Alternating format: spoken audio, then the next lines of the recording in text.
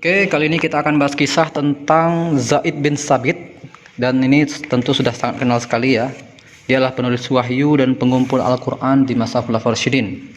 Oke, kisahnya bagaimana? Kita lihat di sini diceritakan di awal adalah bahwasanya keutamaan dari Zaid bin Sabit. Nah, dia adalah Zaid bin Sabit, seorang imam besar, syekh, para mukri, imam ahli faraid, ya ilmu waris ya, mufti, pemberi fatwa di Madinah, dan salah satu pembawa hujah atau memberikan statement yang paling paling kuat itu. Jika Umar menunaikan ibadah haji, dia menjadikan Zaid itu sebagai pengganti untuk mengurus di Madinah. Dialah yang membagi-bagikan harta rampasan perang di perang Yarmuk. Ayahnya terbunuh sebelum hijrah pada perang Bu'ats, sehingga Zaid tumbuh sebagai anak yatim. Zaid adalah seorang anak yang cerdas. Ketika Nabi Muhammad SAW berhijrah, Zaid masuk Islam pada saat usianya 11 tahun. 11 tahun ini masih SMP ya. Nah, tapi begitu besar keimanannya. Nah, jadi pada perang Badar, anak muda ini ingin merengkuh kemuliaan, jihad dan syahadah di jalan Allah. Jadi Zaid bin Sabit ini menawarkan diri untuk ikut perang Badar pada waktu itu. Maka dia menghadap kepada Nabi Muhammad SAW dan berkata, "Diriku sebagai tebusan bagimu wahai Rasulullah. Izinkan aku berangkat bersamamu dan berjihad melawan musuh-musuh Allah di bawah panjimu." Maka Nabi Muhammad SAW memandangnya dengan bahagia dan kagum. Lalu beliau menenangkan si Zaid bin Sabit ini dan memintanya pulang. Kenapa? Karena umurnya belum cukup. Ya, karena begitu muda sekali sudah mau minta perang seperti itu. Anak ini pulang dengan membawa kesedihan, lebih-lebih ibunya, karena dia berharap betul tuh anaknya bisa ikut turut serta berjihad di jalan Allah SWT. Tapi karena usianya sangat masih muda, maka Rasulullah SAW menyuruhnya untuk pulang kembali. Nah, kemudian Rasulullah SAW memberikannya amanah yang lain, yaitu mempelajari mempelajari bahasa-bahasa. Kenapa? Karena Allah SWT memberikan nikmat kepadanya, itu berupa hafalan yang kuat, daya ingat yang tajam, ya, kecintaan dia kepada ilmu dan kesungguhannya dalam menuntut ilmu. Maka Rasulullah SAW menangkap Zaid bin Sabit ini sangat berpotensi, ya. Jadi tidak hanya orang-orang yang hebat berperang, orang-orang Muslim itu, dia harus cerdas juga, ya. Nah, ini dari Zaid bin Sabit ini, dia langsung berkata, "Aku dibawa menghadap kepada Nabi Muhammad SAW ketika beliau tiba di Madinah. Mereka berkata kepada beliau, Rasulullah, ini seorang anak dari Bani An-Najjar. Dia telah menghafal 17 surah dari apa atau Al-Quran yang telah diturunkan kepadamu." Zaid berkata, "Lalu aku membacakan kepada Nabi dan beliau mengaguminya. Maka beliau bersabda, wahai Zaid, pelajarilah tulisan orang-orang Yahudi karena aku. Demi Allah, aku itu tidak percaya kepada mereka atas suratku itu." Ini kesaksian dari Zaid bin Sabit. Dia berkata, "Lalu aku mempelajarinya. Setengah bulan kemudian aku sudah menguasainya dengan baik." Bahasa Yahudi itu. Begitu cepat hafalan beliau, begitu cepat pemahaman beliau ya. "Maka akulah yang menuliskan surat Rasulullah jika beliau berkirim surat kepada mereka." Nah, jadi tugas Zaid bin Sabit ini langsung sebagai sekretaris Nabi Muhammad SAW itu. Ya, begitu muda tapi sudah menjadi tangan kanannya Rasulullah SAW ya. Zaid berkata, "Rasulullah bersabda kepadaku, apakah engkau menguasai bahasa Suryani?" Aku menjawab, "Tidak." Nabi Muhammad SAW bersabda, "Pelajarilah." Maka Zaid berkata, "Maka aku mempelajarinya dalam 17 hari. Luar biasa, cepat sekali ya. Jadi kita bisa mencari ilmunya nih. Bagaimana tips dia untuk bisa lebih cepat memahami pelajaran ya. Ini dari Zaid bin Sabit mengatakan, ia berkata, Rasulullah memintaku belajar bahasa orang-orang Yahudi. Beliau bersabda, sesungguhnya aku demi Allah tidak percaya kepada orang-orang Yahudi atas sebuah tulisan. Zaid berkata, setengah bulan setelah itu aku telah menguasainya. Ketika aku menguasainya, setiap kali Nabi Muhammad SAW menulis surat untuk orang-orang Yahudi, maka akulah yang menulisnya. Jika mereka membalas, maka akulah yang membacakannya untuk Rasulullah SAW. Begitu besar kedudukannya ya. Nah, Zaid bin Sabit ini sudah terkenal betul sebagai penulis wahyu. Karena Zaid bin Sabit ini dekat dengan Rasulullah SAW, maka dia seringkali mendengar Al-Quran itu langsung dari Nabi Muhammad SAW. Banyak sekali yang beliau dapatkan dari Rasulullah SAW. Jadi karena Zaid bin Sabit ini banyak seringkali berinteraksi dengan Rasulullah SAW, sehingga dia banyak tahu asbabun nuzul dari ayat-ayat Al-Quran. Nah, begitu karena dia dekat dengan Rasulullah SAW ya.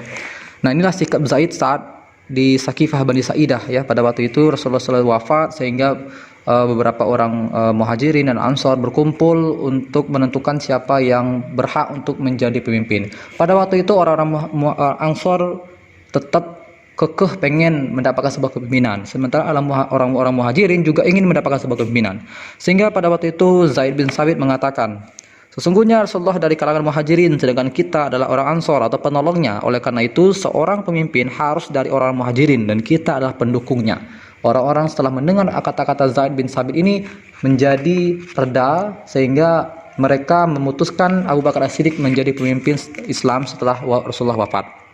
Nah, jadi yang dilakukan oleh Zaid bin Sabit ini adalah sebuah sikap yang berhasil memadamkan fitnah sebelum ia tumbuh berkembang. Kalaulah seandainya pada waktu itu tetap kekeh mereka mempertahankan argumen mereka untuk mendapatkan sebuah kepemimpinan, maka mungkin barangkali ya Islam akan menjadi kacau dan tidak ada yang mau mempercayai Islam Muhajirin, Ansar, itu artinya pecah belah itu. Nah, cuman alhamdulillah pada waktu itu dapatlah sebuah solusi yang disampaikan oleh Zaid bin Sabit, orang Muhajirin lah yang harusnya menjadi seorang pemimpin, sedangkan kita orang Ansar adalah seorang penolongnya. Nah, inilah segala kisah tentang bagaimana pengumpulan Al-Quran di zaman Abu Bakar As-Siddiq. Pada waktu itu terjadi perang Yamamah di zaman Abu Bakar As-Siddiq, itu perang Yamamah. Perang Yamamah inilah perang melawan Musailamah Al-Kadzab. Pada waktu itu banyak penghafal Quran yang gugur pada waktu itu.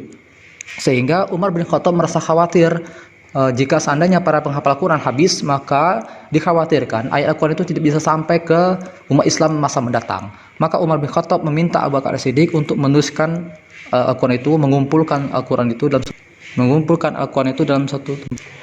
Melihat hal tersebut, Umar bin Khattab merasa khawatir nanti Al-Quran tidak sampai ke umat yang akan datang, sehingga dia memanggil Abu Bakar As-Siddiq, menyampaikan pendapatnya bahwasanya kita harus mengumpulkan Al-Quran dalam satu mushaf.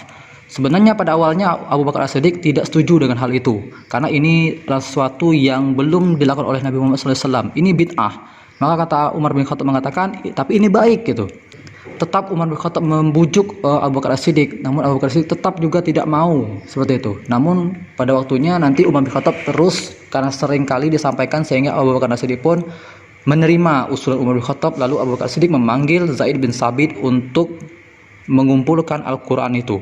Sehingga Zaid bin Sabit berhasil dalam misinya, itu mengumpulkan Al-Quran, dan dia berhasil terakhir kali itu mendapatkan ayat akhir dari surah At-Taubah. Lembaran Al-Quran yang telah ditulis oleh Zaid bin Sabit itu dipegang oleh Abu Bakar As-Siddiq. Ketika Abu Bakar As-Siddiq wafat, maka diberikan kepada Umar bin Khattab.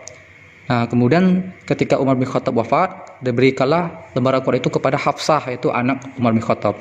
Nah, dan ada juga yang berhasil menghafal Al-Quran pada zaman Rasulullah SAW itu ada 4 orang, ya. Ini dari Anas, ia berkata, orang-orang yang berhasil menghafal Al-Quran pada zaman Rasulullah adalah 4 orang. Semuanya adalah orang-orang Ansar, Ubay bin Ka'ab, Mu'az bin Jabal, ya, Zaid bin Sabit, dan Abu Zaid, ya. Nah, inilah orang-orang yang menghafal Al-Quran di zaman Rasulullah SAW, yang dari itu semuanya orang-orang Ansar atau orang-orang Madinah, ya. Oke, kita lanjut sekarang tugas abadi menulis Mushaf Utsmani. Nah, pada waktu di masa Khulafaur Rasyidin, itu di masa Utsman bin Affan, terjadi perbedaan qiraat atau cara baca Al-Quran di berbagai tempat.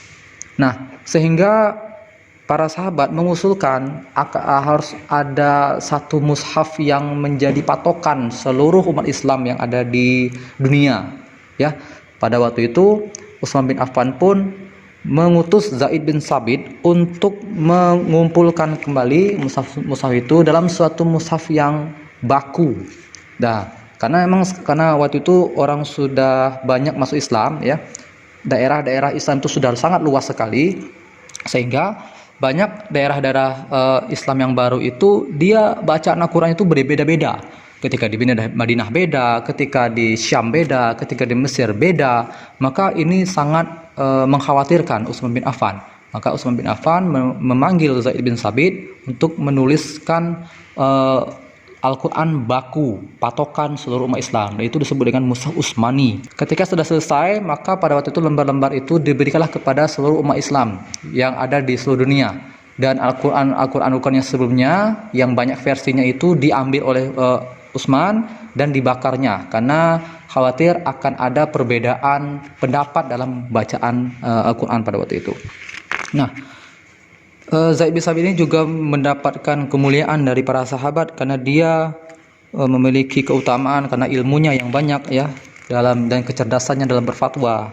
Bahkan si Abdullah bin Abbas, ya, sang turjumanul Quran, ahli tafsir Al-Quran dan lautan ilmu, mengakui kedudukan Zaid bin Sabit dan kehormatan yang tinggi. Nah, jadi ada kisah dari Abu Salamah bahwa Ibnu Abbas berdiri di hadapan Zaid bin Sabit, lalu dia memegangi dia Abdullah bin Abbas ini anak dari paman Rasulullah, ya. Nah, jadi dari Abu Salamah bahwa Ibnu Abbas ini berdiri di hadapan Zaid bin Sabit, lalu dia memegangi pijakan pelana hewan tunggangan untuknya agar dinaiki oleh Zaid bin Sabit. Maka Zaid berkata, "Mundurlah wahai sepupu Rasulullah." Maka Ibnu Abbas menjawab, beginilah yang seharusnya kami lakukan kepada ulama dan orang-orang besar kami. Ini membuktikan bahwasanya kalau adab kita terhadap orang-orang yang memiliki ilmu yang banyak itu harus baik, ya, karena dia memiliki keutamaan yaitu memiliki ilmu yang banyak.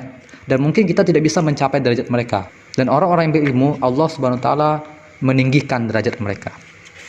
Dan akhirnya Zaid bin Sabit meninggal dunia, sehingga banyak sekali yang merasa kehilangan ketika Zaid bin Sabit wafat. Nih, ketika Zaid bin wafat, Abu Hurairah berkata, ulama besar umat ini telah wafat, semoga Allah menjadikan Ibnu Abbas sebagai penggantinya. Karena sulit sekali menemui orang-orang yang seperti Zaid bin Sabit di masa-masa sekarang, ya. Mungkin itu saja kisah Zaid bin Sabit. Silakan kita lihat lagi kisah-kisah yang selanjutnya.